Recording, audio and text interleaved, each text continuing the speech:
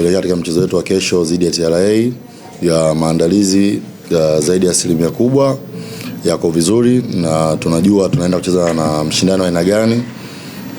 Najua mechi itakuwa ngumu. Of course historia za teams zinapokutana toka nyuma ni mechi inakuwa na ushindani. Kwa hiyo sisi najua tumejipanga kuhakikisha tunaenda kucheza vizuri katika mchezo wetu wa kesho, lakini kikubwa kwa sababu ndo mchezo wetu wa kwanza hasa kucheza nyumbani.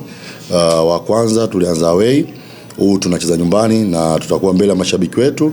Kwa hiyo imani yangu tutakwenda kuwapara mashabiki wetu, na kwa upande wa wachezaji wetu asilimia kubwa wachezaji wote wako vizuri, na hata wale ambao walikuwa kwenye majeruhi pia tayari tumeshaanza nao pia maandalizi.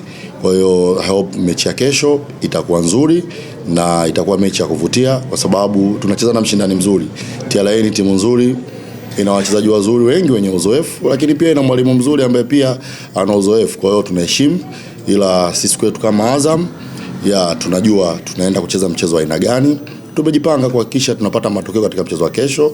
Pia tunatumia fursa hii kualika mashabiki wetu wa Azam wajitokeze kwa wingi katika mchezo wetu wa kesho, kuwapa support wachezaji wetu pamoja na benchi la ufundi, na hii ndo mechi yetu ya kwanza ya nyumbani. Kwa hiyo tunaomba wajitokeze kwa wingi sana kuja kuisupport timu yao.